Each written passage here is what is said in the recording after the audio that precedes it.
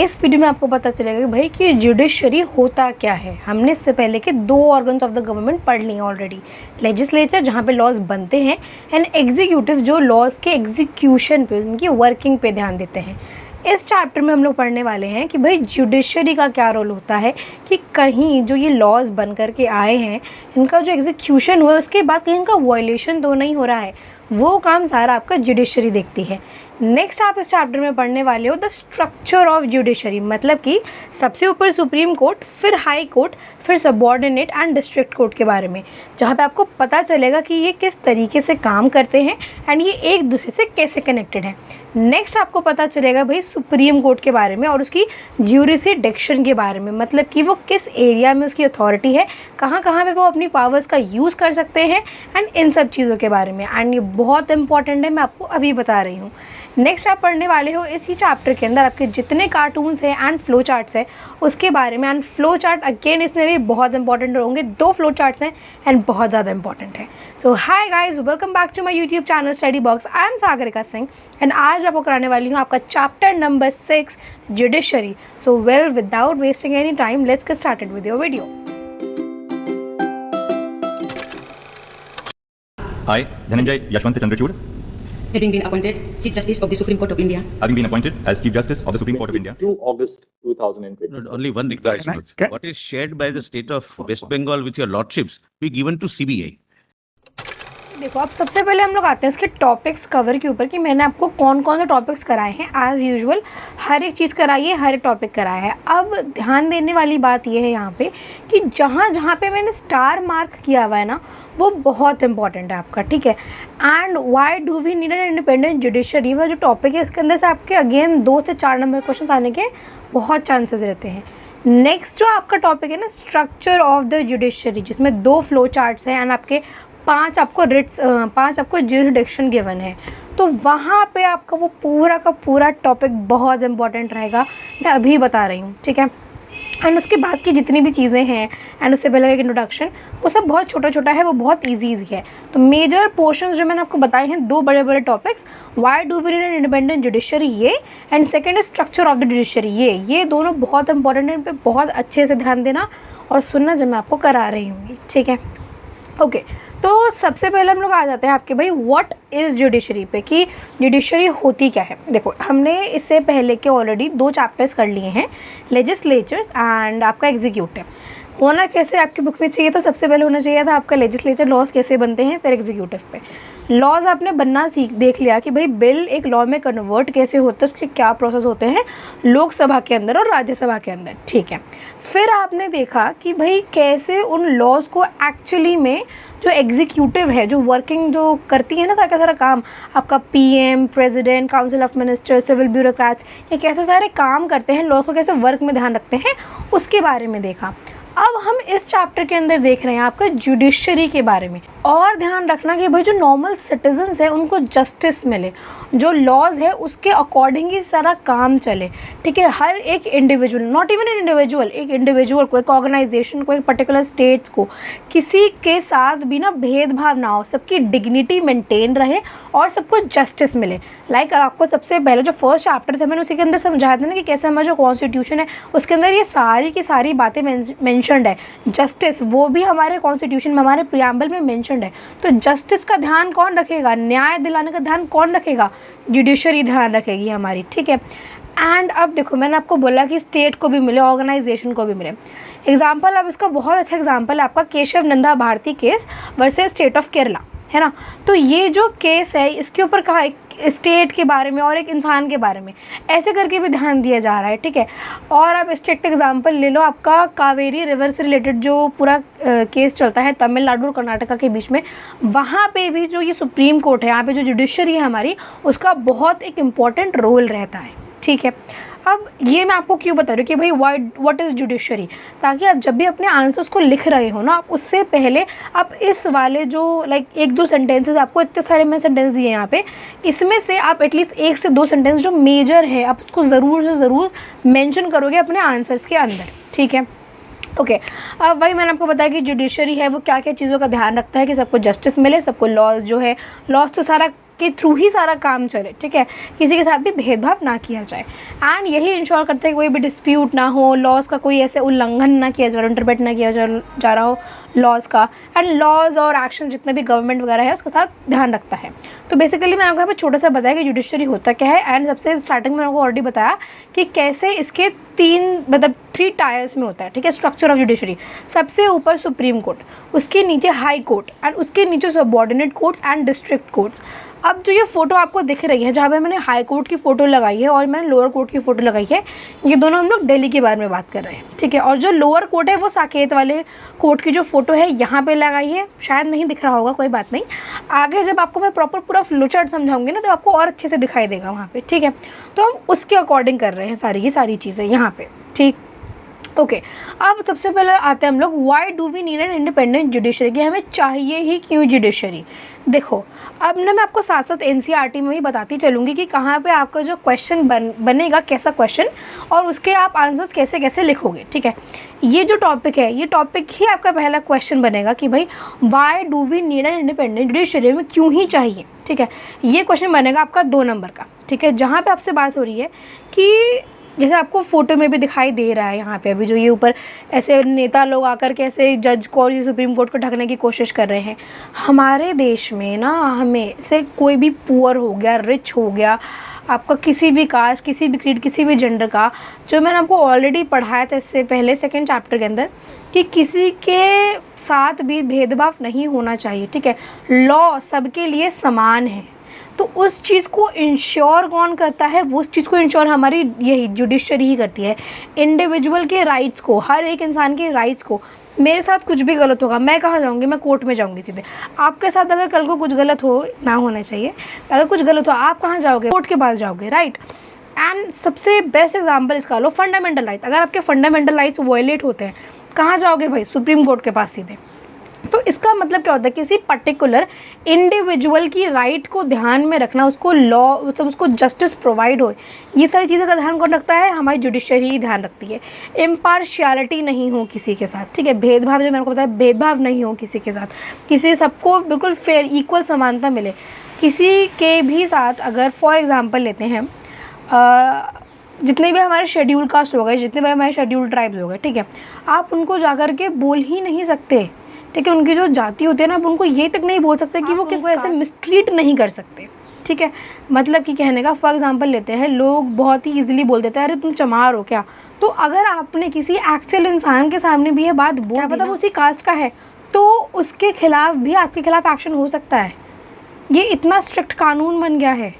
तो मेरा कहने का मतलब यहाँ पे यही है कि भाई जो हमारी जुडिशरी है वो हर एक इंसान को लेकर के, हर एक कैटेगरी के इंसान को लेकर के, रिच हो गया, पुअर हो गया, शेड्यूल का, schedule tribe, OBC, women, children, old age, किसी को भी लेकर के, हर इंसान को लेकर के जितने भी जो लॉज है, इम्पार्शियलिटी ना हो किसी के साथ, वो कौन इंश्योर करता है, वो हमारी जुडिशरी इंश्योर करती है। नेक्स्ट हम लोग आते हैं आपकी इंडिपेंडेंस ऑफ जुडिशरी के ऊपर, जहाँ पे आपका 4 नंबर क्वेश्चन बहुत आसानी से आ सकता है। एंड इसी के अंदर आपका प्रोटेक्शन, कि भाई जुडिशरी को प्रोटेक्शन कैसे मिली जाती है, इंडिपेंडेंस और प्रोटेक्शन दोनों यहीं पे है, एंड ये आपका इंपॉर्टेंट है। देखो, सबसे पहली चीज़ कि भाई हमारी जो जुडिशरी है इसको इंडिपेंडेंस की क्यों ज़रूरत है।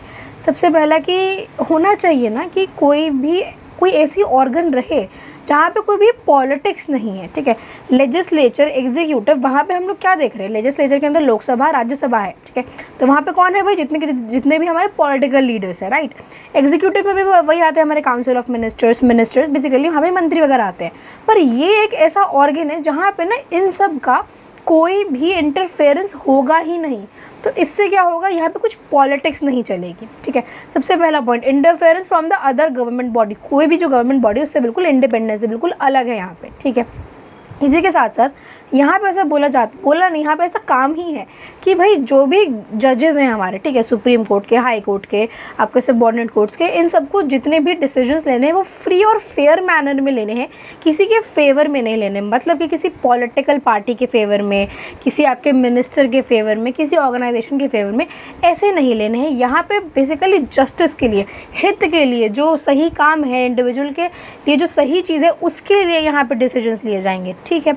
थर्ड पॉइंट आते हैं कि भाई यहाँ पे जितनी भी सैलरीज होती है ना वो ऑलरेडी बिल्कुल कॉन्स्टिट्यूशन में ऑलरेडी मेंशन्ड है। तो यहाँ पे अगेन उसके लिए कोई भी लेजिस्लेचर का, कोई भी एग्जीक्यूटिव का, कुछ इन सब का कोई मतलब नहीं है, कुछ नहीं। जैसे बजट जो था हमारा वो कौन लेकर के आता है भाई, उसके लिए प्रॉपर पूरा हमारी लोकसभा राज्यसभा के अंदर सारी बातें चलती हैं एंड उसके बाद उसको लागू किया जाता है। पर यहाँ पे क्या है, यहाँ पे कॉन्स्टिट्यूशन में ऑलरेडी मेंशन्ड है जितने जो हमारे जजेस हैं उनकी जितनी भी सैलरीज हैं। अब इससे हुआ क्या, सैलरीज लाइक यहाँ पे पहले कॉन्स्टिट्यूशन से मेंशन्ड है, तो उससे हुआ क्या अगेन, अब इसका मतलब यहाँ पे यही है कि जो जजेस हैं हमारे वो कोई भी फैसला लेंगे तो वो बेसिकली जो इंडिविजुअल है उसकी हित में फ़ैसला लेंगे, रैदर देन ये देख करके कि अगर उन्होंने गलत फैसला ले लिया तो उनकी कोई सैलरी ना रोक दी जाए, उनके पैसे उनसे ना काट लिए जाए। तो ये सब नहीं देखेंगे। क्यों? क्योंकि भाई उनको ऑलरेडी सब कुछ कॉन्स्टिट्यूशन से ही मेंशन्ड है। ठीक है, ओके। नेक्स्ट इज़ भाई यहाँ पे जो भी कोई अपॉइंटमेंट होते हैं यहाँ पे एक्सपर्टीज़ के बेसिस पे होते हैं रादर देन पॉलिटिकल एफिलिएशंस। मतलब देखो, अब यहाँ पे जब आप अभी आप नेक्स्ट भी पढ़ने वाले हो टॉपिक जो आपका अपॉइंटमेंट ऑफ जजेस के अंदर आप यही चीज़ पढ़ने वाले हो कि जो इसका अपॉइंटमेंट होता है ना जजेस का, कहाँ के, सुप्रीम कोर्ट के एंड हाई कोर्ट के, वो कौन करता है? वो हमारे प्रेसिडेंट ही करते हैं। ठीक है, तो यहाँ पे कोई पॉलिटिकल पार्टी, कोई पॉलिटिकल लीडर, ये सारे काम नहीं चल रहे हैं। यहाँ पे लेजिस्लेचर के अंदर बिल्कुल ऐसे पास नहीं करवाया जा रहा है जैसे इनके रिमूवल में होता है। यहाँ पे वो चीज़ नहीं हो रही। यहाँ पे लेजिस्लेचर का, मिनिस्टर्स का, पॉलिटिक्स का कोई काम नहीं है। तो उस चीज़ से ये बिल्कुल अलग है। And the next thing is, for example लेते हैं आपके CJI, मतलब कि चीफ जस्टिस ऑफ इंडिया। ठीक है, तो उनका भी जो अपॉइंटमेंट है ना वो कौन करता है? वो हमारे करते हैं कौन? प्रेसिडेंट। एंड जो सीनियर मोस्ट जज होते हैं, मोस्टली जो हमारे सीनियर मोस्ट जज होते हैं सुप्रीम कोर्ट के, उनका ही अपॉइंटमेंट किया जाता है एज योर CJI। तो यहाँ पे कहने का मतलब मेरा यही है कि जितना भी जो अपॉइंटमेंट है ना वो सिर्फ और सिर्फ इसी के बेसिस पे होता है। भाई जो हमारे जजेस हैं उनका फिक्स्ड टेन्योर होता है, रिमूवल और एक्सेप्शनल केसेस पे ही सारी चीज़ें होती हैं। अब जो जजेस है उनको क्या होता है, उनको 65 ईयर्स ऑफ एज पे ही उनका रिटायरमेंट होता है। ठीक है, एंड मैंने आपको इससे पहले के जितने भी चैप्टर्स कराए हैं वहाँ पे मैंने आपको ऑलरेडी समझाया कि जो भी रिमूवल किया जाता है हमारे जजेस का, सुप्रीम कोर्ट के जजेस का, हाई कोर्ट के जजेस का, जब भी इनका कोई रिमूवल किया जाता है तब होता क्या है, तब प्रॉपर इम्पीचमेंट प्रोसेस होती है जहाँ पे 2/3 मेजॉरिटी से ही अगर वो गिल्टी पाए गए, अगर उन्होंने कुछ गलत काम किया है वो भी एक्सेप्शनल केसेस में, तब उनका इम्पीचमेंट किया जाता है। एंड ये इतना टफ प्रोसेस इसीलिए है ताकि किसी भी पॉलिटिकल पार्टी का इनके ऊपर फोर्स ना रहे। ठीक है, अब देखो यहाँ पे इस चीज़ को लेकर के आना क्यों ज़रूरी था। कोई भी पॉलिटिकल पार्टी है, ठीक है, सुप्रीम कोर्ट ने आदेश दिया है, अब कोई भी पर्टिकुलर पॉलिटिकल पार्टी है उसके खिलाफ अगर आदेश दिया है तो वो तो यही चाहेगी ना कि हाँ हम इस जज को हटाओ यहाँ से, ठीक है, इस CJI को हटाओ यहाँ से। पर ऐसे नहीं होगा। कब तक नहीं होगा? जब तक उनको स्पेशल मेजॉरिटी नहीं मिलेगी, 2/3 मेजॉरिटी नहीं मिलेगी। ठीक है, एंड उसके बाद वापस फिर ये प्रेसिडेंट के पास भी जाता है। तो ये क्या हो गया, ये एक कॉम्प्लेक्स तरीका हो गया इम्पीचमेंट ऑफ योर जो हमारे जजेस हैं उनको लेकर के। ठीक है, ओके। देखो अब ये जो अपॉइंटमेंट है ना जजेस का, यहाँ पे भी काफ़ी सारी चीज़ें हैं, प्रोसेस है। सबसे पहले हम लोग आते हैं आपके CJI के बारे में, जो मैंने आपको अभी ऑलरेडी इससे पहले भी बताया कि चीफ जस्टिस ऑफ इंडिया जो है उनको सेलेक्ट कौन करता है? भाई हमारे प्रेसिडेंट करते हैं। ठीक है, मोस्टली ऐसा होता ही है जहाँ पे जो सीनियर मोस्ट जज होता है उसको कहाँ का, सुप्रीम कोर्ट का, उसको सेलेक्ट किया जाता है एज योर CJI। ठीक है, एंड अब इसमें भी कुछ प्रोसेस है वो आपको नेक्स्ट पॉइंट से समझाऊंगी मैं। पर अब ना ऐसा भी हुआ था, वो भी 2 बार ऐसा हुआ है जहाँ पे जो सीनियर मोस्ट जज है उनको सेलेक्ट नहीं किया गया था। ठीक है, अब ये हुआ था पूरा का पूरा इंदिरा गांधी के टाइम पे। ठीक है, देखो सबसे पहला केस है आपको यहाँ पे दिखाया हुआ है 1973 में A.N. राय के बारे में, जहाँ पे ना हुआ ये था कि आपको जैसे मैंने इससे पहले भी 4 नोटिस में समझाया, केशव नंदा भारती केस, जहाँ पे बेसिकली बात की गई थी कि जो बेसिक डॉक्ट्राइन है हमारे कॉन्स्टिट्यूशन का उसको चेंज नहीं किया जा सकता। ठीक है, एंड इसी के टाइम पे ना 13 जो जजेस थे उनकी प्रॉपर पूरी बेंच बैठी थी, जहाँ पे 7/6 का जो रेशो था, जो एक्चुअली बात की गई थी, वो आया था। ठीक है, अब हुआ क्या था, ये जो हमारे A.N. राय थे ना, ये थे उन 6 में से कि भाई जिनका मानना था कि हाँ जो हमारा बेसिक डॉक्ट्राइन है वो चेंज कर सकती है कौन, जो हमारी लेजिस्लेचर है। ठीक है, वहीं जो 7 थे, जो 7 जजेस थे, उनका ये मानना था कि चेंज नहीं किया जा सकता, जो कि ऑब्वियसली आज के टाइम पे भी वही है कि बेसिक डॉक्ट्राइन हम चेंज नहीं कर सकते हमारे कॉन्स्टिट्यूशन का। अब हुआ क्या, इंदिरा गांधी के टाइम पे जब सिलेक्शन होना था CJI का, चीफ जस्टिस ऑफ इंडिया का, तब इन 6 जो आए थे ना उनमें से एक AN राय भी थे।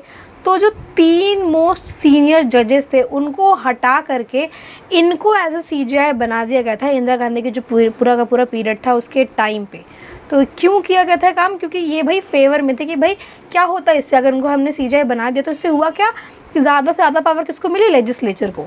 तो इस वजह से ये पूरा का पूरा यहाँ पे केस था जहाँ पे भाई जो 3 जजेस को हटा करके, सीनियर जजेस को हटा करके इनको जज ले लिया। तो नेक्स्ट केस है भाई आपका जहाँ पे MH बेग को 1977 में CJI बना दिया गया था। किसके ऊपर भाई, HR खन्ना को हटा करके उनको नहीं बनाया गया था, उनकी जगह इनको बना दिया गया था। हुआ क्या था यहाँ पे कि अगेन 4 से 5 जो है जजेस की जो बेंच थी वो बैठी थी and ADM Jabalpur versus Shivkant Shukla का केस था, हेबियस कॉर्पस का पूरा केस था। हेबियस कॉर्पस जो मैंने आपको अगेन इससे पहले चैप्टर में सेकंड चैप्टर में कराया था, जहाँ पे अनलॉफुली किसी इंसान को डिटेन कर लिया जाता है, ठीक है।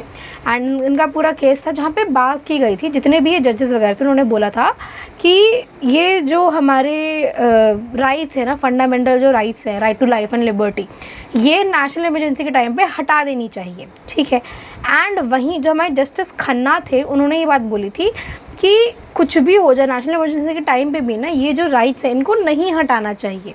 तो इस वजह से अब ये क्या थे, ये अगेंस्ट थे उस बात के कि नहीं हटाना चाहिए। एंड वहीं जो बाकी जजेस थे वो इसके सपोर्ट में थे कि हाँ भाई इतना तो राइट होना चाहिए नेशनल इमरजेंसी के टाइम पे।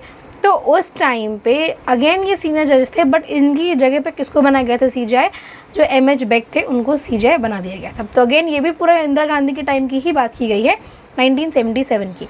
अब ये जो मैंने आपको यहाँ पे 2 केस स्टडीज़ बताई, ये आप अपने जब आंसर लिख रहे हो, जब अपॉइंटमेंट के बारे में लिख रहे हो, तब आप उसके अंदर मेंशन कर सकते हो 2 लाइंस, या फिर अगर आपका फॉर एग्जांपल आपका 1 नंबर के क्वेश्चन में पूछ दिया जाए, वैसे तो ये पूछने के चांसेस बहुत कम होते हैं, बट जस्ट इन केस अगर ये पूछ दिया जाए तो अगेन आप वहाँ पे भी इस चीज़ को याद रखोगे, जिसको भाई ईयर्स को, कि भाई 1973 में AN राय के बारे में बात की गई थी, उनको बना दिया गया था CJI। किसको भाई, 3 जो जजेस थे हमारे सुप्रीम जो सीनियर मोस्ट जजेस थे उनको हटा करके, एंड वही हम बात कर रहे हैं किसके, 1977 में, तो जस्टिस खन्ना को हटा करके MH बेग को बना दिया गया था, ठीक है। तो ये 2 केस देखो। अब जो बाकी के जो जजेस हो गए रादर देन योर CJI, ठीक है, बाकी के जो जजेस हो गए आपके कहाँ के, सुप्रीम कोर्ट के और हाई कोर्ट के, इनका सिलेक्शन भी कौन करता है, प्रेसिडेंट करते हैं, ठीक है। But after the consultation with your CJI। अब यहाँ पे ऐसे आपके बुक में मेंशन्ड है कि भाई ये जो CJI का अब ये जो रोल आ गया है, बस खाली उनके अपॉइंटमेंट का रोल लगा है, एंड जो मेजर जो सिलेक्शन अपॉइंटमेंट है वो कौन करता है भाई, वो करते हैं हमारे प्रेसिडेंट। तो यहाँ पे भी कहीं ना कहीं काउंसिल ऑफ मिनिस्टर, मतलब कि यहाँ पे प्रेसिडेंट को कंसिडर किया जा रहा है, यहाँ पे काउंसिल ऑफ मिनिस्टर का कहीं ना कहीं रोल आ गया। तो फिर अपॉइंटमेंट का क्या मतलब हुआ, बेसिकली कोई मतलब नहीं हुआ, ठीक है। तो कुछ टाइम से पहले ना कि यही सारी चीज़ें चलती हुई आ रही थी कि जिसको मन करेगा, जो हमारे प्रेसिडेंट है उसको अपॉइंट करेंगे। अब हुआ क्या, इस चीज़ में चेंज लेके आया गया। अब हुआ क्या, यहाँ पे अब एक प्रॉपर एक कोलिजियम सिस्टम इन्वेंट किया गया, मतलब कि ऐसा सिस्टम जहाँ पे जो रिकमेंडेशन है, जो अपॉइंटमेंट की जो रिकमेंडेशन है वो कौन करेगा भाई, वो CJI और जो 4 मोस्ट सीनियर जजेस हैं वो सब मिल करके करेंगे, और वो ये रिकमेंडेशन देंगे प्रेसिडेंट को। अब प्रेसिडेंट को उनमें से अपॉइंटमेंट करनी है। तो इस चीज़ को भी यहाँ पे ठीक करा गया। तो बस इतना सा ही था आपके इस कि भाई अपॉइंटमेंट ऑफ जजेस के अंदर, और एक्स्ट्रा कुछ नहीं है। एंड इसी के कारण लाइक ये जो अपॉइंटमेंट का पूरा सीन चेंज हुआ है, कॉलेजियम सिस्टम जो इन्वेंट हो गया है, इससे क्या हुआ, इससे जुडिशरी की जो इंडिपेंडेंस है वो और ज़्यादा बढ़ गई है, एंड किसके हाथ में, या फिर लेजिस्लेचर या फिर एग्जीक्यूटिव के हाथ में नहीं रही है, ठीक है। नेक्स्ट अब हम लोग आते हैं आपके रिमूवल ऑफ जजेस के ऊपर, कि जजेस का जो रिमूवल है, जो सारा काम है वो कैसे होता है, कैसे चलता है, ठीक है। सबसे पहली चीज़ ये जजेस का रिमूवल जो है ये अकाउंटेबिलिटी बताता है, और बताता है कि इंडिपेंडेंस अभी भी हमारे जो कंट्री है उसके अंदर है, एंड अकाउंटेबिलिटी भी है, ठीक है। ऐसा ना हो कि जो जजेस हैं वो बिल्कुल अगेन वो भी अथॉरिटेटिव हो जाएं, ठीक है, वो भी जो है अपनी मनमानी करने लग जाए, वो किसी क्या पता ऐसा हो कि वो कहीं से ब्राइब ले रहे हो, ठीक है, तो वो किसी पर्टिकुलर पार्टी के, पर्टिकुलर इंसान के जो फेवर है उसमें कोई अपना फैसला दे, ठीक है। तो ये सब चीज़ें नहीं होनी चाहिए, किसी के डर में अपना फैसला दे, ये सारी चीज़ें नहीं होनी चाहिए। तो इस चीज़ को इंश्योर करने के लिए भी जो ये जुडिशरी है उनके रिमूवल के ऊपर ध्यान दिया जाता है कि अगर कुछ गड़बड़ हो रही है तो इनको रिमूव किया जा सकता है। जो मैंने आपको ऊपर पूरी फ़ोटो लगाई है ना ओवर द डिकेड्स करके, तो उसके अंदर भी एक्चुअली में बताया हुआ है कि कब कब में ऐसे इंस्टेंसेस हुए हैं जहाँ पे पे जो रिमूवल है वो जजेस का रिमूवल किया गया है, ठीक है। अब आते हैं भाई कि ये जो सारी की सारी चीज़ें हैं कि रिमूवल कैसे होगा, जो मैंने आपको इससे पहले के चैप्टर्स में भी समझाई है कि कैसे पूरा प्रोसेस जो है वो चलता है, ठीक है। जैसे कि 2/3 मेजॉरिटी के बारे में बताया मैंने आपको, स्पीकर का जो डिसीजन है उसके बारे में बताया, प्रेसिडेंट के रोल के बारे में बताया, ये सारी चीज़ें। बट यहाँ पे मैंने आपको पूरा प्रॉपर फ्लो चार्ट के थ्रू समझाया है, ठीक है। ये जो 2 आपको आर्टिकल्स दिखाई दे रहे हैं ये मैंने एक्स्ट्रा से ऐड किए हैं कि आपके नॉलेज के लिए आपको पता होने चाहिए, ठीक है। ये आपके बुक में गिवन नहीं है but you should know this, ठीक। ओके, अब रिमूवल के प्रोसेस को फटाफट जान लेते हैं। सबसे पहला आपका आता है कि भाई इनिशिएशन ऑफ मोशन, कि भाई रिमूवल होना है जजेस का तो उसका इनिशिएशन होगा, ठीक है। कहाँ पे भी, किसी भी हाउस में हो सकता है, पर 100 मेंबर्स जो है उसको चाहिए ही चाहिए इनिशिएशन ऑफ मोशन को, मतलब पूरे के पूरे जो कार्यवाही है, जो बात होने वाली है उसके ऊपर इनिशिएट करने के लिए, ठीक है।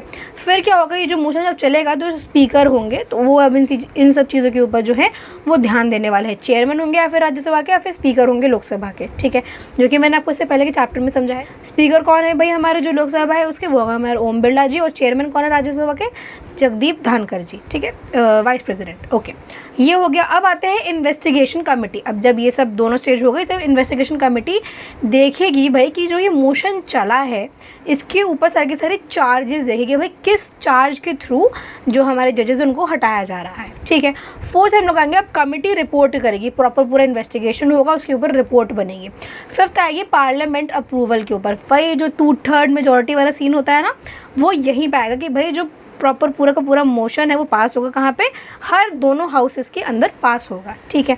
एंड उसके बाद फिर जो ये सबका सब काम हो जाएगा उसके बाद फिर जाएगा प्रेसिडेंट के अप्रूवल के पास, कि अगर उन्होंने अप्रूव कर दिया है जो जज का रिमूवल है उस चीज़ को, तो बाय थ्रू दिस ये कॉम्प्लेक्स प्रोसेस है जिसके थ्रू जो हमारे जजेस है उनका रिमूवल किया जाता है, ठीक है।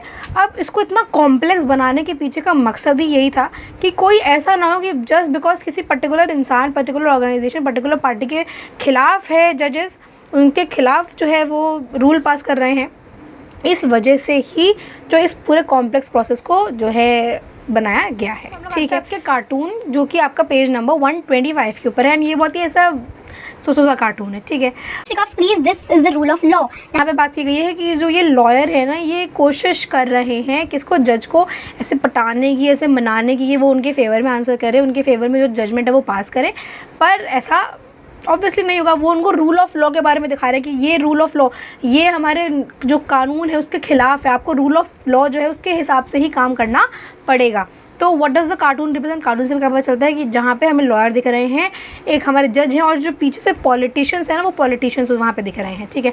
व्हाट इज़ द जजेस रीज़न फॉर एंगर, कि जज का जो गुस्से का कारण है वो क्या है, वो यही है भाई कि जज जो है वो चाहता है लॉयर को भी कि वो रूल ऑफ लॉ के अकॉर्डिंग ही जो सारा का सारा कॉन्डक्ट है उसको बनाए, उसको काम करे, बट ऐसा वो नहीं कर रहे हैं, ठीक है।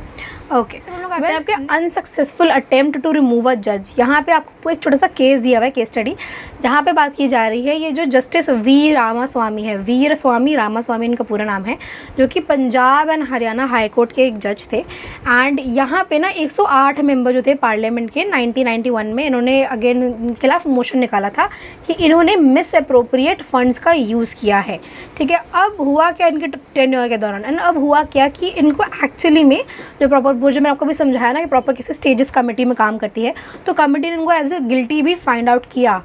पर जब जो पार्लियामेंट के अंदर सब बात गई, जब वो पूरा मोशन जो पास होना था ना 2/3 मेजॉरिटी वाला, जब वहाँ पे बात गई तो जितने भी कांग्रेस के मेंबर्स थे उन्होंने वोटिंग करने से ही मना कर दिया, उन्होंने वोटिंग ही नहीं की है, एंड तब इनको हटाया नहीं जा सका, ठीक है। तो आप देख रहे हो कि कितना कॉम्प्लेक्स प्रोसेस है, एंड कहाँ पे कुछ ना कुछ गड़बड़ के कारण एक ऐसा हो सकता है कि जो जज है उसको रिमूव नहीं किया जाए। तो दिस वॉज द एग्जाम्पल, ठीक है। ओके, नेक्स्ट अब हम लोग बढ़ते हैं भाई आपके कौन बनेगा टॉपर के ऊपर। अब आपको बताना है कि भाई who appoints the chief justice of India, जो कि मैंने आपको फोटो के थ्रू भी दिखाया है और आपको बताया भी है कि इनका अपॉइंटमेंट करता कौन है, ठीक है। फर्स्ट इज़ आपका प्रेसिडेंट, सेकंड इज़ आपका सीनियर मोस्ट जज ऑफ द सुप्रीम कोर्ट, जो सुप्रीम कोर्ट के सीनियर मोस्ट जज होते हैं वो इनका अपॉइंटमेंट करते हैं। थर्ड इज़ आपके गवर्नर, या फिर फोर्थ इज़ आपके प्राइम मिनिस्टर। तो ये आपको मुझे बताना है कॉमेंट सेक्शन के अंदर, एंड जिसका आंसर करेक्ट होगा मैं उसको हार्ट दे दूँगी ताकि आपको पता चले कि कौन सा आंसर करेक्ट है। एंड देखते हैं किसका दिमाग सबसे तेज़ चलता है इतनी सारी बातें सुनने और फोटोज़ देखने के बाद भी, ठीक है। ओके, नेक्स्ट इज आपका भाई स्ट्रक्चर ऑफ, देखिए इसके अंदर आपका जैसा आपको दिख रहा है स्क्रीन पे ये वैसा ही है, एंड ये बहुत इंपॉर्टेंट है क्योंकि आपसे सीधा अगर स्ट्रक्चर ऑफ जुडिशरी पूछ लिया तो आपको ये सारी चीज़ें बतानी होंगी, ठीक है। एंड आपको ये 1 मार्कर्स के लिए कहीं ना कहीं इंपॉर्टेंट है कौन सा किसके जुडिक्शन के अंदर आता है, ठीक है। ये आप अपनी नोटबुक्स में बनाना ना, अगेन इंपॉर्टेंट है, ठीक है। सबसे पहले हम लोग आता है आपके सुप्रीम कोर्ट के ऊपर। सुप्रीम कोर्ट जो है वो आपका एपेक्स कोर्ट है, जहाँ पे हर एक चीज़ जो है, जो जितने भी कोर्ट्स हैं आपके वो यहाँ से बाइंडेड है, मतलब कि सुप्रीम कोर्ट की बात माननी ही माननी पड़ेगी, ठीक है। सबसे ऊपर का कोर्ट है, सबसे हाई कोर्ट है, हाई कोर्ट से भी ऊपर का कोर्ट, ठीक है। एंड जितने भी जो जजेस हैं हमारे कहाँ के हाई कोर्ट के जितने भी जजेस, उनका ट्रांसफ़र से रिलेटेड जो भी बात होती है वो यहीं पे होती है। सुप्रीम कोर्ट किसी भी लोअर कोर्ट को, हाई कोर्ट को, आपके सबऑर्डिनेट कोर्ट को, डिस्ट्रिक्ट कोर्ट को, जितने भी केसेस है वो अपने पास बुला सकता है, ठीक है। अपने पास केसेस जो है वो ट्रांसफ़र करवा सकता है, ठीक है। ओके, अब आपको मैंने स्टार्टिंग से बताया कि अगर फंडामेंटल राइट्स का वायलेशन होता है, कॉन्स्टिट्यूशनल रेमेडीज़ में रिट्स का वायलेशन होता है, वो सारी चीज़ें भी जो ध्यान है वो सुप्रीम कोर्ट ही रखता है, ठीक है। ज्यूरिसडिक्शन हो गया, रिट का ज्यूरिसडिक्शन हो गया, ठीक है। एपेलेट, एडवाइजरी, हर एक चीज़ जो है वो कहाँ पे होती है, वो आपके यहीं पे होती है सुप्रीम कोर्ट के अंदर, ठीक है। जो कि हम लोग आगे पढ़ने वाले हैं, एंड ये बहुत बहुत बहुत इंपॉर्टेंट होगा, ठीक है। नेक्स्ट आपका आते हैं भाई हम लोग हाई कोर्ट के ऊपर। हाई कोर्ट के ऊपर अगेन जितने भी आपके जो ऊपर के कोर्ट्स होते हैं ना, उनके पास इतनी पावर होती है कि नीचे के जो कोर्ट्स हैं, सबऑर्डिनेट कोर्ट्स और डिस्ट्रिक्ट कोर्ट, उसके अगर कोई केसेस हैं वो अपने पास ट्रांसफ़र करवा सकते हैं। तो ये बात तो हमेशा याद रखना आप लोग, ठीक है। यहाँ पे जो हाई कोर्ट है, यहाँ पे बेसिकली स्टेट्स के जो भी जुरिसडिक्शन है, वहाँ के कुछ प्रॉब्लम्स हो गए, जितने भी मैटर्स हो गए, वो यहीं पे हाई कोर्ट में ही देखे जाते हैं, ठीक है। एंड अगेन चाहे तो सुप्रीम कोर्ट इसको अपने पास भी बुला सकता है, ठीक।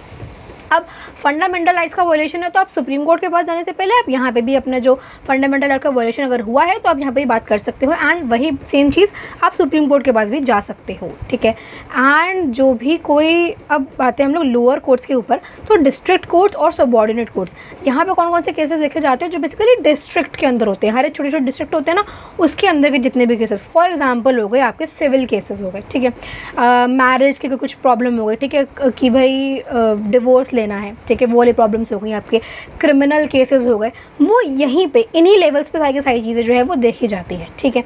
तो ये हो गया भाई आपकी हायरार्की। हमारे इंडिया कॉन्स्टिट्यूशन के अंदर अलग अलग कोर्ट्स नहीं है, हमारे इंडिया कॉन्स्टिट्यूशन के अंदर क्या है, हायरार्की है, ठीक है। अब जो इसके बाद का टॉपिक हम लोग आते हैं आपके jurisdiction of supreme court of India. ये बहुत इंपॉर्टेंट, आपका सीधे सीधे आपका 4 नंबर क्वेश्चन होल्ड करता है, जहाँ पे आप सबसे पहले बताओगे सुप्रीम कोर्ट के बारे में, ठीक है। जो मैंने आपको भी लास्ट जो अभी फ्लो चार्ट दिखाया था उसमें 4 लाइनें थी ना, वही आप सुप्रीम कोर्ट का इंट्रोडक्शन डालोगे, एंड उसके बाद आप फिर डालोगे कि भाई कौन कौन से टाइप का कोई ज्यूरिसडिक्शन होता है, ठीक है। सबसे पहला आता है आपका ओरिजिनल ज्यूरिसडिक्शन। अभी इन सबको हम लोग और डिटेल में पढ़ने वाले हैं, तो घबराना नहीं है उस चीज़ के लिए कि क्या क्या लिख के आएंगे, ठीक है। तो सबसे पहले आते हैं हम लोग ओरिजिनल ज्यूरिसडिक्शन पे, जहाँ पे जो भी कोई केसेस होता है आपके स्टेट से रिलेटेड, यूनियन से रिलेटेड, फेडरल से बेसिकली रिलेटेड, फेडरल स्ट्रक्चर जो हमारे इंडिया का है, ठीक है, उससे रिलेटेड जितने भी केसेस होते हैं वो आपके सीधे सीधे जा सकते हैं कहाँ पे, सुप्रीम कोर्ट के पास में, ठीक है। हम लोग आते हैं आपके भाई ये जो हमारे रिट वाले ज्यूरिसडिक्शन होते हैं, ठीक है, जहाँ पे आपके जो 5 कॉन्स्टिट्यूशनल रेमेडीज़ हो गए, उसके अगर उसका वायलेशन हो रहा है, ठीक है, अगर हमारे फंडामेंटल राइट्स का वायलेशन हो रहा है तो हम कहाँ जा सकते हैं, सीधे सीधे हम जा सकते हैं सुप्रीम कोर्ट के पास, ठीक है। इसके बाद नेक्स्ट अब हम लोग आते हैं आपके एपेलेट ज्यूरिसडिक्शन पे, जहाँ पे जो भी कोई जजमेंट है वो पास किया गया है लोअर कोर्ट्स, हाई कोर्ट्स के द्वारा, ठीक है, किसी भी केसेस में, क्रिमिनल केसेस हो गए, आपके सिविल केसेस हो गए, किसी भी केसेस में, कॉन्स्टिट्यूशनल केसेस हो गए, तो हो क्या सकता है, हम लोग सुप्रीम कोर्ट के पास जो है हम लोग अपील कर सकते हैं। एंड इसके बारे में भी काफ़ी सारी चीज़ें हैं, तो वो आप लोग आपको मैं अभी डिटेल में पढ़ाऊंगी तब बताऊंगी, ठीक है। एंड लास्ट इज आपका एडवाइजरी, जहाँ पे जो प्रेसिडेंट है वो एडवाइस कर सकते हैं किसको, सुप्रीम कोर्ट को, कि जो पब्लिक मैटर्स के इंपॉर्टेंस है उसके ऊपर ध्यान दे, एंड जो कॉन्स्टिट्यूशनल से रिलेटेड कुछ अगर इंटरप्रिटेशन करने हैं तो उसके ऊपर ध्यान दे। तो ये हो गए आपके 4 टाइप के ज्यूरिसडिक्शन, 4 टाइप के एरिया ऑफ पावर, जहाँ पे जो सुप्रीम कोर्ट है उसका जो से है, उसका जो जजमेंट है वो काम करता है। एंड बहुत सारे जजमेंट्स हैं जो डे टू डे पास होते रहते हैं। आप इसका एग्जांपल, जैसे अभी रिसेंट में ही ना पतंजलि को सुप्रीम कोर्ट ने ही बोला है कि ये जो अपने प्रोडक्ट्स को बेचते हो ना, कह करके कि ये बिल्कुल ऐसे आयुर्वेदिक हैं, ये बिल्कुल ऐसे केमिकल से फ्री हैं, तो इसके खिलाफ भी अभी जजमेंट जो है वो पास हो रहा है, जो जजमेंट है वो चल रहा है, जहाँ पे ये बात बोली गई है कि भाई medical association versus union of India, जहाँ पे बात की गई है कि जितने भी प्रोडक्ट्स आप बेच रहे हो ये एक्चुअली में ऐसे नहीं है, और इनको इसके खिलाफ बहुत बार जो है वो बातें, मतलब इनको जजमेंट जो है दिया गया, इनको वार्निंग्स भी दी गई हैं, पर अभी भी ये सारी चीज़ें नहीं बदली हैं। ठीक है, तो वेल कहने का मतलब यहाँ पे एक एग्जांपल था कि देखो इन मैटर्स में भी जो है सुप्रीम कोर्ट के पास जो है वो पावर्स होती हैं। सबसे पहले लोग आते हैं आपके ओरिजिनल जुरिडिक्शन पे, नाम ही से पता चल रहा है ओरिजिनल है, बिल्कुल साफ सीधा सिंपल सा मतलब है इसका। ठीक है, जहाँ पे जो भी कोई जजमेंट है जो पास करनी है वो किस, फॉर एग्जांपल लेते हैं हम लोग फेडरल स्ट्रक्चर हो गया हमारे इंडिया का। ठीक है, फेडरल स्ट्रक्चर से रिलेटेड जो भी कोई जजमेंट पास करनी है, अगर आपके स्टेट्स के बीच में कुछ प्रॉब्लम हो रही है,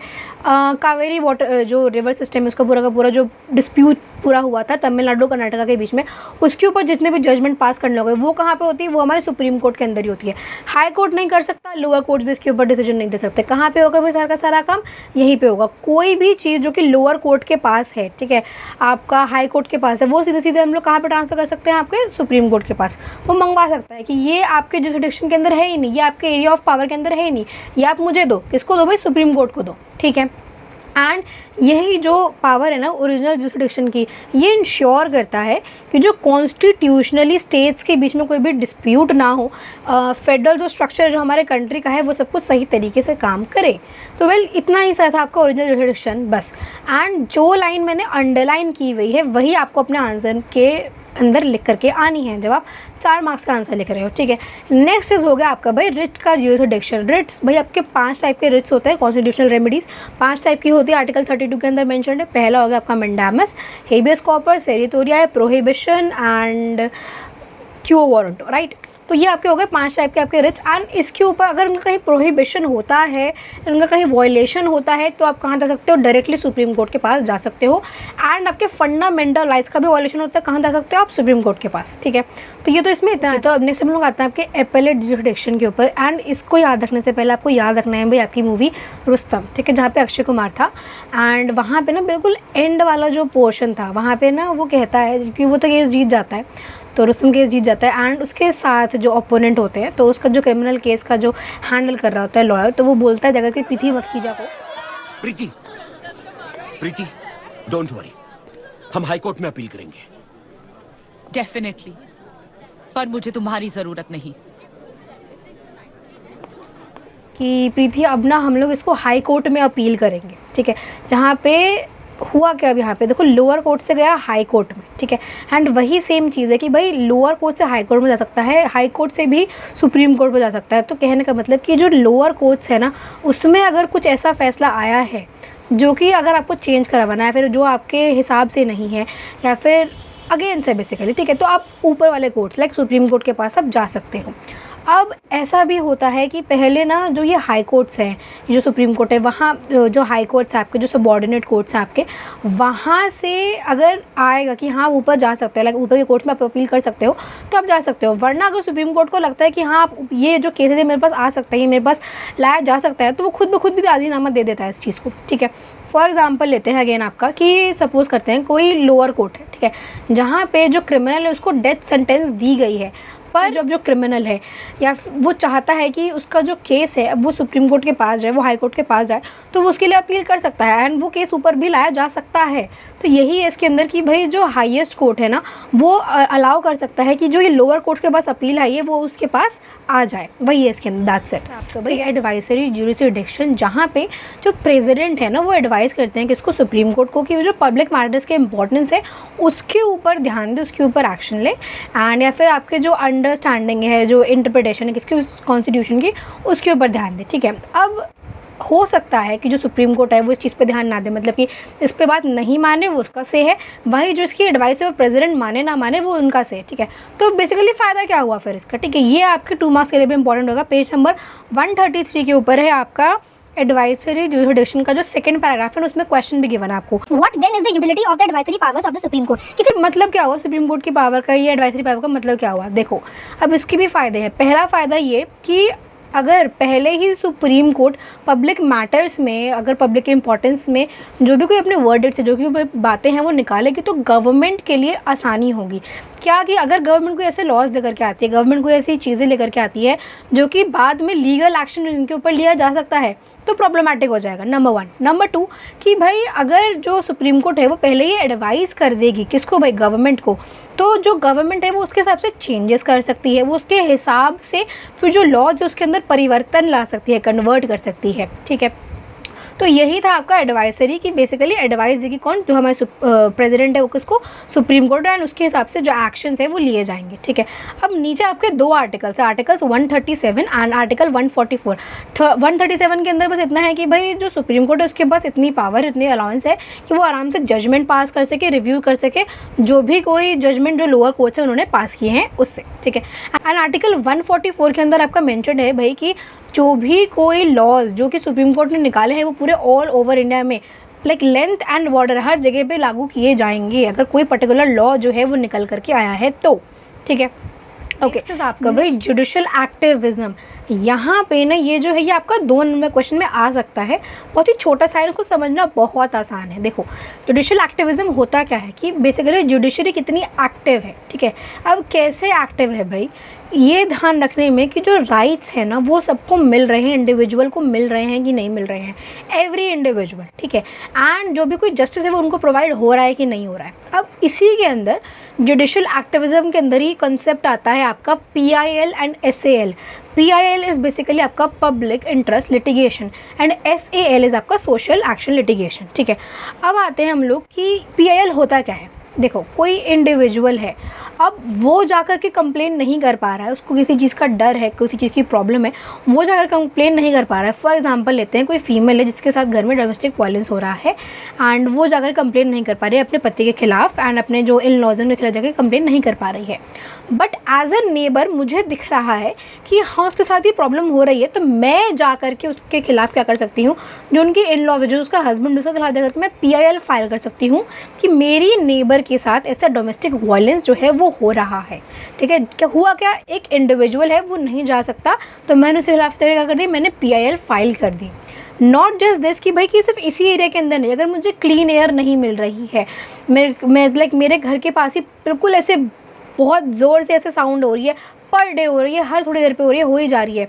आपने नोटिस किया होगा कि 10 बजे के बाद ये जो आप देखोगे कहीं पे शादी हो रही है, ठीक है, मेरे जिस बगल वाले घर में अगर सपोज करते हैं शादी हो रही है, 10 बजे के बाद बिल्कुल लाउड म्यूजिक बजे जा रहा है, तो उस केस में भी मैं PIL फाइल कर सकती हूँ। या फिर मेरे को वो इंसान पसंद नहीं है, तो हुआ क्या कि मैंने उनके खिलाफ PIL फाइल कर दी कि भाई मेरे को प्रॉब्लम हो रही है, मेरे को साउंड पोल्यूशन हो रहा है, मुझसे नहीं सोया जा रहा है, उसको बंद कराओ बस, ठीक है। तो हुआ, अब इसी का एग्जांपल एक और ले लेते हैं, क्लीन एयर चाहिए मुझे, साइड वाले घर में चल रही है कंस्ट्रक्शन, मुझे सांस लेने में दिक्कत हो रही है, मैंने PIL फाइल कर दी, ठीक है। तो देखोगे बहुत सारे घरों में से वो ग्रीन कलर का बड़ा सा कपड़ा बिछा देते हैं। क्यों बिछाते हैं? ताकि डस्ट जो है ना वो बाहर ना जाए। एंड इसी रीज़न से कि हम जो हैं, हमारे पास क्लीन एयर का जो है बिल्कुल राइट है, क्लीन एनवायरनमेंट का राइट है, ठीक है। हमारे को राइट है कि हम ये जो नॉइज़ पोल्यूशन हो रहा है इससे हम बच सकें। ये सारे राइट्स कहाँ आते हैं? इसी के अंदर कि अगर इनका वॉयलेशन हो रहा है तो मैं जाकर के PIL फाइल कर सकती हूँ, ठीक है। ऐसे करना नहीं चाहिए ये चीज़। क्यों? क्योंकि कल को उसके घर में शादी, कल को क्या पता हमारे घर में शादी हो जाए, तो इसका मिसयूज़ है कहीं ना कहीं यहाँ पे, ठीक। अब PIL का फॉर एग्जांपल ले सकते हो कि शिनचान, ठीक है। शिनचान जो कुछ टाइम पहले ना बीच में ऐसा आने लग गया था जो कि बहुत ज़्यादा ही प्रॉब्लमेटिक हो रहा था, लोगों के बच्चों का बहुत उस पर ऐसे इफेक्ट पड़ रहा था कि जैसे उसमें वर्ड्स यूज़ करे जा रहे थे, जिसमें सारी चीज़ें यूज़ करी जा रही थी, तो बहुत ज़्यादा प्रॉब्लम हो रही थी। तो पेरेंट्स ने क्या किया, उसके खिलाफ भी PIL फाइल की एंड कुछ टाइम के लिए बीच में शिनचान बंद भी हो गया था। एंड अब जो शिनचान आता है वो ऐसा नहीं आता है कि आप अपने बच्चे को नहीं दिखा सकते। तो अगेन ये भी क्या हुआ, ये PIL फाइल की गई है। एग्जाम्पल ले सकते हो किसका भाई, पद्मावत का, जहाँ पे आपने सुना हो बहुत कंट्रोवर्सी चली थी कि भाई जो हमारी रानी है वो ऐसी नहीं है, वो अपना कभी ऐसे वो कमर है वो नहीं दिखाती हैं, तो उसके ऊपर भी PIL फाइल करी गई, ठीक है। 1979 के बाद ना इसके ऊपर काफ़ी ज़्यादा ही जो कोर्ट्स है उन्होंने केसेस फाइल की कि जो पर्टिकुलर इंडिविजुअल है वो आकर अगर केस फाइल नहीं कर सकता तो उसके बिहाफ पे कोई आकर के केस फाइल करेगा, ठीक है।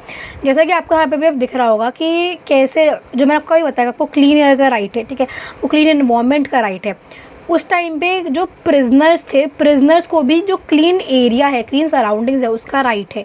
ठीक, इसी के साथ साथ आप और एग्जांपल ले सकते हो कि भाई डिसेंट लिविंग कंडीशंस के बारे में। ठीक है, क्लीन एयर हो गया, क्लीन वाटर हो गया, सारी चीज़ें जो मैं आपको अगेन वही स्क्रीन पे दिखाई हुई हैं। कोई पर्टिकुलर इंडिविजुअल नहीं कर पा रहा है तो उसके बिहाफ पे जा करके किसी ने किया है PIL। आपका PIL का और एग्जांपल्स अगर आपको लेने हैं तो Vishakha versus the state of Rajasthan, ये भी एक एग्जांपल है जहाँ पे सेक्सुअल जो हैरेसमेंट है ना एट द वर्क प्लेस पे हुआ, तो उसके खिलाफ अगेन PIL जो है वो फाइल की गई। ओके, अब आगे बढ़ने से पहले I want to tell all my girls कि please please please always keep something sharp with you. ठीक है, एंड अपने पास ना पेपर स्प्रे तो देखो रखो ही रखो। जब भी आप स्कूल जा रहे हो, कहीं बाहर जा रहे हो, अपने पास हमेशा पेपर स्प्रे रखना ही रखना। एंड इसी के साथ साथ कुछ शार्प ऑब्जेक्ट हमेशा अपने पास रखना। ठीक है, सिज़र हो गया, आपका पेपर कटर हो गया, आपका जो वो स्टील का स्केल होता है ना, स्टील का स्केल हो गया। एंड अपने पास रखना, मतलब बैग के अंदर बिल्कुल जिप के अंदर मत रखना, उसको रखना ऐसी किसी जगह पर जहाँ पर आपका हाथ बहुत ईजिली पहुँच जाए। फॉर एग्जाम्पल हो गए जहाँ पे आप वाटर बॉटल रखते हो, ठीक है, वो वाला एरिया रखा होगा खाली हो गया। या फिर जो आपकी फर्स्ट चेन हो गई, जो बहुत छोटी सी चेन होती है, फटाक से निकाल सको, ऐसी जगह पे ना कुछ शार्प हमेशा रखना ही रखना अपने पास। एंड कहीं बाहर निकल रहे हो, अपने घर से कहीं बाहर ही जा रहे हो, अपने लोकेलिटी में, सोसाइटी में, तो एटलीस्ट वो जो स्मॉल बैग होता है ना, उसको हमेशा अपने पास रखना है। एंड उसके अंदर कुछ शार्प रखना। या फिर कभी जो क्लिप्स आप सर पे लगाते हो वो भी मेटल की होती है, वो भी हल्की शार्प होती है, उसको भी हमेशा पहन के रखना। Because world out there is not safe for us. And अपना ख्याल अपने हाथ में है। ठीक है, अपनी सुरक्षा खुद करनी है, तो प्लीज़ इस चीज़ का ध्यान रखना। आते हैं इसकी कि भाई जुडिशल एक्टिविज़म के आपके बेनिफिट्स क्या क्या हो सकते हैं।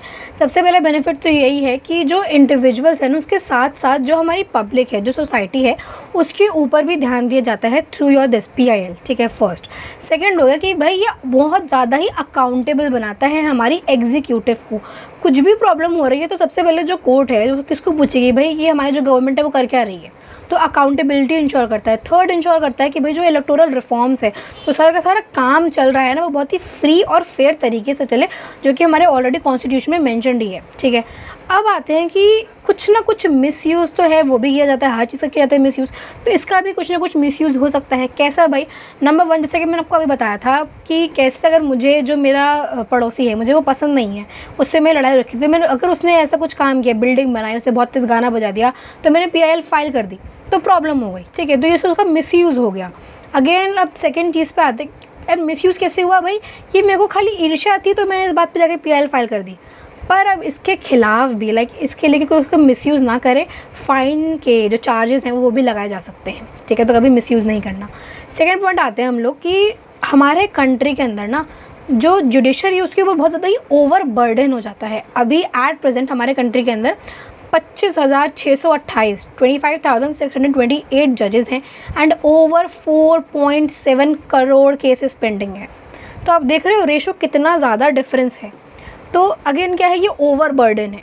ठीक है, इसके अलावा आते हैं हम लोग कि कुछ ऐसे चीज़ें हैं जहाँ पे जुडिशरी जो है वो ओवर स्पेंड, मतलब ओवर स्टेप कर देता है अपनी जुरिसडिक्शन से ज़्यादा। फॉर एग्जांपल आपके जो कोई करप्शन से रिलेटेड कोई केसेस हो गए, ठीक है, ऐसे इंटरोगेशन के केसेस हो गए, तो यहाँ पे ये काम जुडिशरी का नहीं है, ये लेजिस्लेचर के अंदर का ही काम है। किसका भाई? जैसे कि कुछ प्रॉब्लम हो गई आपके इलेक्शन के टाइम के कुछ प्रोसेस पे, तो वो काम किसका है भाई? हमारी इलेक्शन कमीशन ऑफ इंडिया का काम है। ठीक है, वो उसके लिए प्रॉपर बॉडी बनी हुई है, तो वो उनका काम है, ना कि हमारे जुडिशरी का काम है।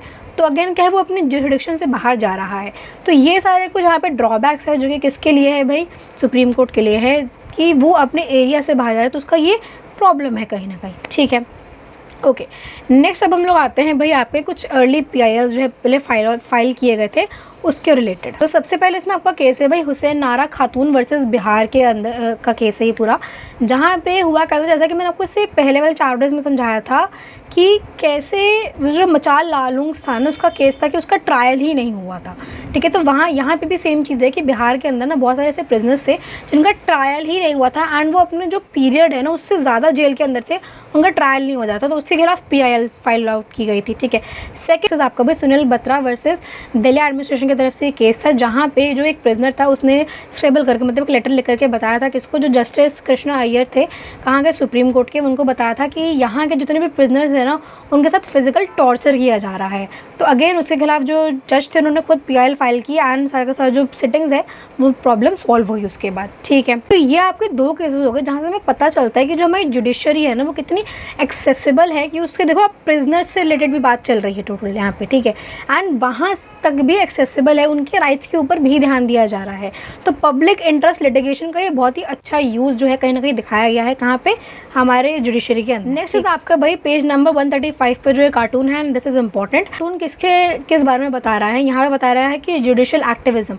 देखो, हड़ताल करना, प्रोटेस्ट करना, ये भी एक तरीके का क्या है, अपने जो मांग है, अपनी जो बातें हैं उसको सामने लेकर के आना। ठीक है, यहाँ पे उस चीज़ को दिखाया गया, यहाँ पे बेसिकली जुडिशरी के एक्टिविज्म के बारे में बात की। नेक्स्ट इज भाई what message is being conveyed through the cartoon. इससे क्या पता चल रहा है कि बेसिकली जो जुडिशरी है ना वो बैन लगाने की कोशिश कर रही है किसके ऊपर, ये जो बंद होते हैं, जो हड़ताल होते हैं, प्रोटेस्ट होते हैं उसके ऊपर। एंड अब हम किस वे से, किस मदद से हम जो ये जुडिशरी के पास हम जा सकते हैं, कैसे उसकी एक्टिविज़म को हमें पता चलता है भाई थ्रू योर PILs। PIL का यूज़ कर सकते हैं हम लोग, SAL का यूज़ कर सकते हैं, ताकि अगर हम पर्टिकुलरली खुद नहीं जा सकते हैं कोर्ट्स के पास तो हम एटलीस्ट PIL जो है फाइल कर सकते हैं। ठीक, नेक्स्ट इज आपको भाई कौन बनेगा टॉपर। ये वही वाला है जो मैं आपको पूरा का पूरा समझाया था कि कौन सा जो जुरिसडिक्शन है वो किसके अंडर आता है, उसका मतलब क्या है। तो ये आपका अगेन इंपॉर्टेंट क्वेश्चन है एंड इसका आंसर आप मुझे बताओगे कमेंट सेक्शन के अंदर। ठीक है, ध्यान से पढ़ो, ध्यान से समझो एंड उसके बाद इसका मुझे आंसर बताना। ओके, नेक्स्ट इज आपका भाई जुडिशरी और राइट्स का क्या संबंध है, वो सारी चीज़ें। देखो, अब जो जुडिशरी एंड राइट्स है ना, इसको ऐसे समझो कि जुडिशरी है वो एक गार्डियन की तरह काम करता है। कैसे काम करता है भाई, सबसे पहले तो चीज़ यहाँ पे ये होगी कि जो हमारी जुडिशरी है वो इंश्योर करता है कि जो रिट्स हैं, जो कॉन्स्टिट्यूशनल राइट्स हैं हमारी, बेसिकली फंडामेंटल राइट्स जो है हमारी, वो उसका वायलेशन ना हो। हेबियस कॉर्पस का जैसे आपको एग्जांपल दे रखा है यहाँ पे, ठीक है, आपका मंडामस का एग्जांपल दे रखा है। ये सब क्या है, ये सब वो रिट्स हैं, वो टाइप के राइट्स हैं जिसका ध्यान रखते हैं कि इनका वायलेशन ना हो। कौन भाई, हमारी जो जुडिशरी है वो, हमारे जो कोर्ट्स है बेसिकली वो। ठीक है, नंबर 1। नंबर 2, जो हमारी सुप्रीम कोर्ट है ना वो इस चीज़ का ध्यान रखती है कि कोई भी जो जजमेंट पास हो रहा है, कोई भी जो लॉज लेकर के आए जा रहे हैं वो अनकॉन्स्टिट्यूशनली ना लेके आए जाएँ। ठीक है, अब लेते हैं फॉर एग्जांपल कि यूनियन गवर्नमेंट है। ठीक है, यूनियन गवर्नमेंट ने ऐसे लॉज लेकर के आए जो पर्टिकुलर, अब वो पूरे देश के हिसाब से लॉज लेकर के आ रहे हैं एंड पर वो पर्टिकुलर जो स्टेट्स है ना उसके हिसाब से कहीं ना कहीं प्रॉब्लमेटिक हो रही हैं। तो जो स्टेट्स हैं वो सुप्रीम कोर्ट के पास जा सकती हैं एंड फिर उनके केसेस में क्या होगी, उनके केस में फिर दोबारा सुनवाई की जाएगी। तो ऐसे करके जो हमारी जो सुप्रीम कोर्ट है ना वो ध्यान रखती है ऐसा कोई भी लॉज लेके ना आया जाए जो कि अनकॉन्स्टिट्यूशनल है। ठीक है, यहाँ पे ना आपको एक वर्ड आया हुआ है जुडिशियल रिव्यू, जिसका मतलब ही यही होता है कि ये जो हमारी ब्रांचेज है गवर्नमेंट की, ठीक है, एग्जीक्यूटिव हो गई, हमारी लेजिस्लेचर हो गई एंड इसके साथ साथ जितने भी एडमिनिस्ट्रेशन है गवर्नमेंट के, वो ऐसे लॉज लेकर के ऐसे एक्शंस ना करें जो कि अनकॉन्स्टिट्यूशनल है। ठीक है, जो कॉन्स्टिट्यूशन के द्वारा निर्धारित ही नहीं है। अगेन वही जो मैंने आपको एग्जाम्पल पूरा का पूरा बताया कि वो ऐसे लॉज लेकर के ना आ जाए जो कि पर्टिकुलर स्टेट्स के लिए सही नहीं है, तो वो स्टेट्स किसके पास जाएंगे भाई, वो सुप्रीम कोर्ट के पास जाएंगे। तो ये क्या हो गई, ये पावर हो गई हमारे किसकी, सुप्रीम कोर्ट की। साथ साथ आपने देखा होगा भाई कि जो जुडिशरी एंड राइट्स के अंदर ना बहुत ज़्यादा इंपॉर्टेंट रोल है हमारे PIL का। ठीक है, आपको मैंने सेकंड चैप्टर में पढ़ाया था कि राइट अगेंस्ट एक्सप्लॉयटेशन, ठीक है, उसके अगेंस्ट राइट, ह्यूमन ट्रैफिकिंग नहीं होना, जो हमारे ये जितने भी प्रिजनर्स हो गए इनका जो है इनको भी प्रोटेक्शन मिलना, इनको भी राइट्स मिलना, ये सारे किसके अंदर आते हैं भैया, PIL के अंदर आते हैं। कि जहाँ पे कोई पर्टिकुलर इंडिविजुअल नहीं जा पा रहा है जो रजिस्टर करने केस में, रजिस्टर करने कोर्ट में अपना केस, तो वहाँ पे क्या हुआ, वहाँ पे किसी और दूसरे पर्सन ने जाकर के PIL फाइल कर दी।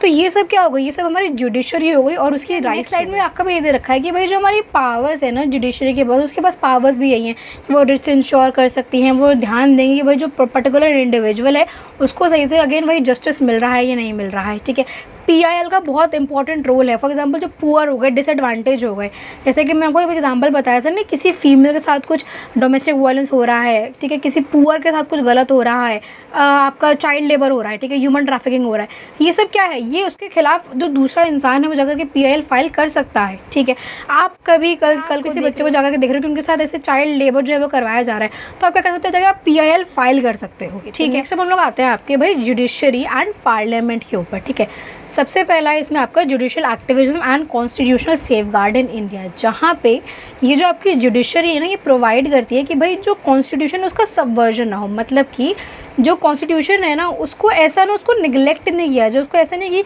कोई भी लॉज लेकर के आया जाए वो उसको अंडरमाइन कर दिया जाए, ठीक है। एंड अब इस चीज़ को ध्यान कैसे रखते हैं, फॉर एग्जांपल लेते हैं, अगर प्रेसिडेंट के भी, गवर्नर के भी जो पावर्स है ना उसका भी जुडिशल रिव्यू किया जाता है। फॉर एग्जांपल अगर हमारे प्रेसिडेंट के पास पावर है कि वो नेशनल इमरजेंसी लेके आ सकते हैं, ठीक है, वो जो हमारी लेजिस्लेचर उसको डिसॉल्व कर सकते हैं, पर अगर वो इसका मिसयूज़ करेंगे तब हमारे जुडिशरी का इन्वॉल्वमेंट हो जाएगा, ठीक है। एंड इसी के साथ साथ जो भी हमारे पॉलिटिशियंस हो गए, ब्यूरोक्रेट्स हो गए, अगर वो कुछ ऐसा काम कर रहे हैं जो कि इलीगल है, जो कि गलत है, फिर मिसयूज़ कर रहे हैं, तो जो हमारी गवर्नमेंट, जो हमारी सुप्रीम कोर्ट है, वो क्या करेगी, वो सीबीआई को जा करके बोलेगी कि इनके खिलाफ एक्शन ले जाए, इनके खिलाफ सारी इन्वेस्टिगेशन करी जाए, ठीक है। इसी के साथ साथ आते हैं हम लोग कि भाई सेपरेशन ऑफ पावर, जो कि मैं आपको हमसे स्टार्टिंग से बताती आई हूँ कि चेक्स एंड बैलेंस का जो सिस्टम है वो बना रहता है, ठीक है। हमारी जो लेजिस्लेचर है वो लॉज को बनाती है और उसके ऊपर ध्यान देती है हमारी Lok Sabha and Rajya Sabha. Executive laws के इम्प्लीमेंटेशन पे ध्यान देती है, एंड जो जुडिशरी हमारी वो ध्यान देती है कि ये जो लॉज हैं ये कॉन्स्टिट्यूशनली के अंदर जो है उसके निर्धारित करते हुए बनाए गए हैं कि नहीं बनाए गए हैं, उनका कहीं वायलेशन तो नहीं हो रहा है, फिर उनका अगेन मिसयूज़ तो नहीं हो रहा है, ठीक है। एंड इसी के साथ साथ जो हमारी जुडिशरी है अब वो ध्यान रखती है, फॉर एग्जांपल लेते हैं, बहुत बार ऐसे केसेस भी आए हैं, जैसे कि आपका जो नेक्स्ट स्लाइड में भी लिखा है मैंने अभी कि बहुत सारे आपके टाइप के ऐसे केसेस भेजे, राइट टू प्रॉपर्टी हो गया आपका, ठीक है, केशव नंदा भारती केस हो गया, जो मैं आपको ऑलरेडी सब कुछ बहुत पहले भी समझाते हुए आ रही हूँ कि कैसे हमारे जो ये दोनों राइट्स हैं ना, राइट टू प्रॉपर्टी पहले हमारे कॉन्स्टिट्यूशन के अंदर निर्धारित था, ठीक है, पर अब उसको हटा दिया गया, आर्टिकल 31 को रिवोक कर दिया गया, ठीक है। एंड वहीं पे बात की जाती है केशव नंदा भारती केस के बारे में, जहाँ पे बोला गया कि आप जो बेसिक स्ट्रक्चर है ना कॉन्स्टिट्यूशन का, आप इसको चेंज नहीं कर सकते। तो अब यहाँ पे ना, जैसे कि मैं आपको इससे पहले ही बताया था कि जो हमारी ये जो गवर्नमेंट थी, पार्लियामेंट उस टाइम पे क्या चाहती थी कि लैंड रिफॉर्म्स को लाने के लिए, कि वेलफेयर के, लोगों के वेलफेयर के लिए काम किया जाए, तो राइट टू प्रॉपर्टी को हटा देना चाहिए, तो वो ये चाहती थी। पर हुआ क्या, अब जो ये कोर्ट है, जो हमारी जुडिशरी है, वो मानना ये चाहती थी कि जो हमारी पार्लियामेंट है ना वो कॉन्स्टिट्यूशन को अब बिल्कुल चेंज नहीं कर सकती, उसके बेसिक डॉक्ट्राइन को चेंज नहीं कर सकती। तो ये जो पूरा का पूरा केस जो था, ये बेसिकली केशव नंदा भारती का जो पूरा केस था, यहाँ पे हमने देखा कि कैसे जो हमारी लेजिस्लेचर है और जो हमारी जुडिशरी है उसके बीच में बहुत सारी कॉन्फ्लिक्ट्स हुई थी, बहुत सारी बातें हुई थी कि बेसिकली चेंज नहीं किया जा सकता, एंड लैंड रिफॉर्म्स को लाया जाना चाहिए, वेलफेयर के लिए काम करना चाहिए। वहीं यहाँ पे बात हुई थी कि भाई इंडिविजुअल के जो लैंड राइट्स है उसको हटाया जा रहा है। तो काफ़ी सारे कॉन्फ्लिक्ट्स भी चीज़ें हुई हैं, एंड यही कहीं ना कहीं चैलेंजेस भी उभर करके सामने आए हैं, किसके बीच में, पार्लियामेंट के बीच में और जुडिशरी के बीच में, ठीक है। नहीं देखो 1967 से लेकर के 1973 के बीच में ना बहुत सारी ऐसी चीज़ें निकल करके आई थी जिससे कि पार्लियामेंट के बीच में और जुडिशरी के बीच में काफ़ी ज़्यादा कॉन्फ्लिक्ट्स हो गए थे, ठीक है। एग्जाम्पल आपका हो गया प्रिवेंटिव डिटेंशन, ठीक है, वो जो एक पहले ही आकर के प्रिवेंट कर देना कि अगर तुम्हें किसी इंसान के ऊपर शक हो रहा है तो उसको पहले प्रिवेंट कर देना, ठीक है। जॉब्स के रिजर्वेशन के ऊपर, ये जो कंपनसेशन, जो प्राइवेट प्रॉपर्टी जो लोगों से छीनी गई है फिर ली गई है उसको चेंज किया गया, तो उसके प्राइवेट प्रॉपर्टी से रिलेटेड कंपनसेशन के ऊपर। तो बहुत सारी ऐसी जगह हैं, बहुत सारी ऐसी चीज़ें हैं जहाँ पे पार्लियामेंट के बीच में और हमारे जो जुडिशरी है उसके बीच में कहीं ना कहीं कॉन्फ्लिक्ट देखने को मिला है हमें, ठीक है। But despite all these things, ये जो हमारी तीन जो ऑर्गन्स है ना गवर्नमेंट की, इसके बीच में बहुत ही अच्छे से कोऑर्डिनेशन भी रहा है, ठीक है। तो वेल यही था आपका जुडिशरी एंड पार्लियामेंट के अंदर, इसमें ज़्यादा कुछ ऐसा जैसा डिटेल में बताने को नहीं है, एंड इतनी छोटी छोटी चीज़ें थी कि कैसे दोनों के बीच में कॉन्फ्लिक्ट्स भी रही हैं, पर कहीं ना कहीं साथ में मिलकर के एट द एंड इन्होंने काम किया ही। अब नेक्स्ट हम लोग आते हैं कार्टून, जो कि पेज नंबर 144 पर है। What does the cartoon represent? यहाँ पे बताया जा रहा है कि जो एक नेता है ना वो जस्ट अभी बिल्कुल हटा है इस बात से कि जो हमारी कोर्ट है उसने उसको बाइज्जत बरी कर दिया है, एंड वो अब करप्शन के केसेस में नहीं फंसा हुआ, ठीक है। How active is the judiciary in trying to curb the corruption in public life? जहाँ पे भी करप्शन दिखाई दे रहा है, ठीक है। तो जैसे मैंने आपको एग्जांपल बताया था, अभी सीबीआई का एग्जांपल बताया था, ईडी का एग्जांपल बताया था इससे पहले वाले चैप्टर्स के अंदर। तो इन तरीक़ों से पता चलता है कि हाँ भाई करप्शन हो रहा है, तो उसके खिलाफ कैसे जो हमारी जुडिशरी, जो हमारी कोर्ट है, उसने लॉज निकाले हैं, ठीक है।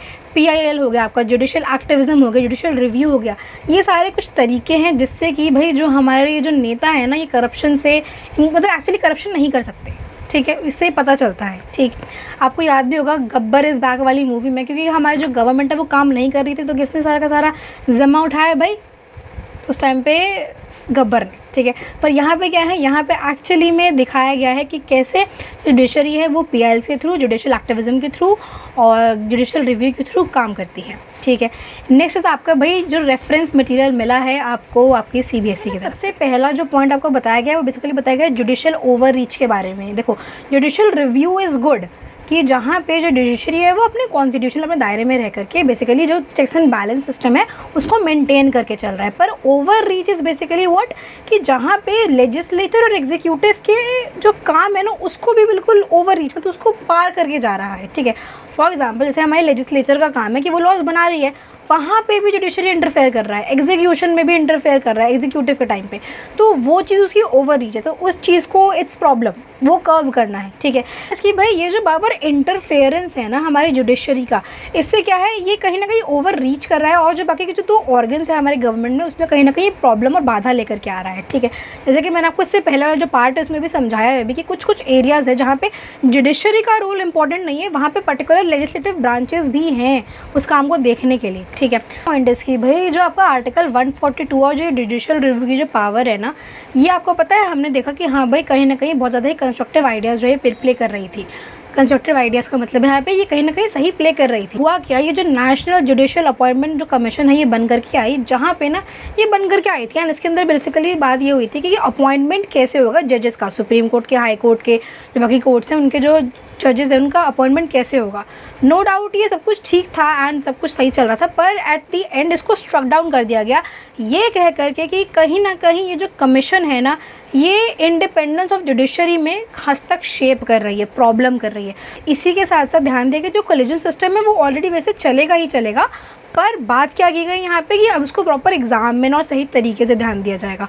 तो वेल इतना सही था, छोटा सा था ये टॉपिक एंड इसमें एक्स्ट्रा एड से कुछ ज़्यादा है नहीं। नेक्स्ट इज़ योर दिस वाला पोर्शन जहाँ पे आपको मैंने फ़ोटो लगा दी है आपका कि जो आपको रेफरेंस मटेरियल मिला हुआ था, वरना हर एक चीज़ आपको मिल जाएगी मेरे टेलीग्राम चैनल पे, लिंक आपको डिस्क्रिप्शन बॉक्स में मिल जाएगा, that is study box by Sagarika, ठीक है।